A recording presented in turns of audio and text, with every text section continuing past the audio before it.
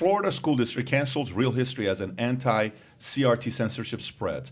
The day after the Florida State Senate Education Committee passed a bill banning public schools and private businesses from making people feel discomfort when learning about U.S. racial history, a school district in Central Florida canceled a teacher training seminar about the civil rights movement that had been months into planning. J. Michael Butler, history professor at Flagler College in St. Augustine, planned 3 presentations covering historic milestones like the Brown versus Board of Education decision, the March on Washington, the integration of the University of Mississippi, and the Montgomery bus boycott.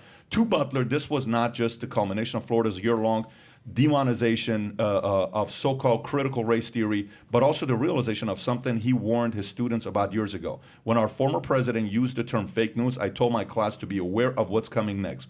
And that's fake history. If there's a topic that can be censored today, that means there's a precedent for the censoring of any topic in any state moving forward, and that should scare all teachers. What are your thoughts on that? Well, there's a lot to unpack there. I should start out by saying this idea that critical race theory and history is the same thing is a lie, that is completely dishonest. Critical race theory is a theory. History is about facts. So we know, for example, that there was slavery in America. That is a fact. A sad fact is that there's also segregation after slavery. There was Jim Crow laws. There was all kinds of racist policies that have fortunately changed after the civil rights movement. And now I do believe people do have equal opportunities here. Now, saying critical race theory, it's a theory based on Marxism, but basically instead of a class conflict and class as your identity group, it splits people into identity groups based on race. So it says, no matter what your background is and no matter who your parents are, if you're born white, you're an oppressor. If you're born black, you're oppressed. And that's the opposite of what America is based on. That's the opposite of our values. The reason why so many people come here of all races from all over the world is because it is the only place in the world really that you can come and you can reinvent yourself and you can pursue what you want to do. In many other countries, including where I used to live in Eastern Europe, you're kind of born into a certain family and it limits your opportunities in some way. It limits what you could do. And so I think critical race theory, it's dangerous in a diverse society as we have. Florida is a very diverse state. So to be segregating kids and telling kids that are like 5 to 8 years old, like saying that basically making them feel that they're responsible for historical injustices is ridiculous. It's dangerous. It causes divisions when we already have a pretty divided society. We don't want to make that worse. And I should add that Florida law requires all public schools to teach facts about history, including African American history. That's in the law. It says like there's a statute on teaching African American history and what has to be in it. And so there are standards. First Amendment rights apply to people. They don't apply to the government. Schools are part of the government, I mean public schools, so they have to teach a certain curriculum, and that curriculum is prescribed by state law. It includes facts. It includes facts about the Holocaust. It includes facts about slavery. You cannot deviate from those facts and give your own personal opinions about it based on your ideology. You have to teach what the standards are, right? And so this is number one. I don't like this framing of the whole article. And number two, telling parents that their concerns are not real, that CRT isn't really being taught in schools, or that they're just racists maybe and they don't want kids to learn real history. This isn't effective. We saw what happened in the Virginia governor's race. Virginia went for Biden by 10 points. A Republican won by 2 points. 12-point swing in 1 year because of this issue in part. Education was the big issue because parents of all races, by the way, were seeing what their kids are being taught. And they were horrified by it. They were shocked by it. I mean, and it makes sense because, it's the absolute opposite of factual history at the end of the day.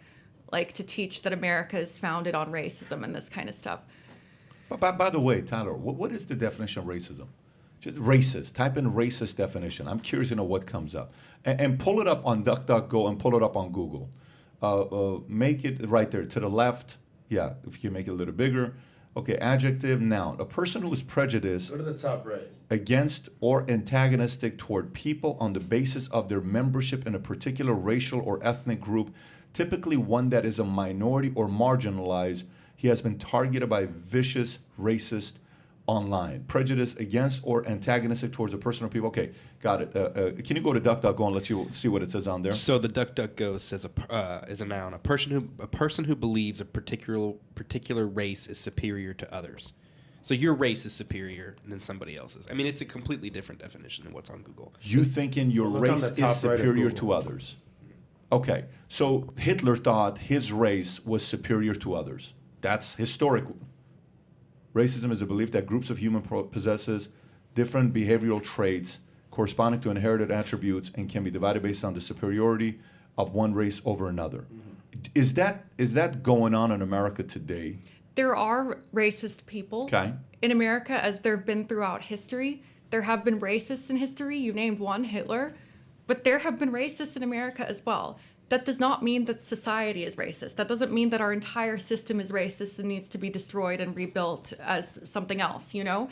It means that we need to work towards marginalizing those racist voices. Like, you know, a generation ago, we had governors in the South who were pro-segregation, who supported the idea that black people could not eat at the same lunch counter as white people.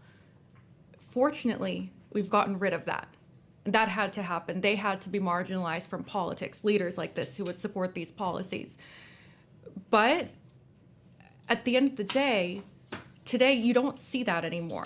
What you do see, though, is a different kind of racism, which is basically teaching kids that they're responsible for the crimes of their ancestors. That's just wrong. And then telling kids that they are oppressed or that they're victims of a system based on their race, even if they're not, even if they have the same opportunities as anyone else. And what critical race theory is, it is basically saying that your race defines who you are. And we don't believe that. I mean, we believe, Governor DeSantis believes that your experiences, your interests, your individuality defines who you are. Yeah. It's not like collectivism is toxic. So if you enjoyed this little short segment from the podcast that we did, here's another short segment to watch. Or if you want to see the entire podcast, click over here. Take care, everybody. Bye-bye.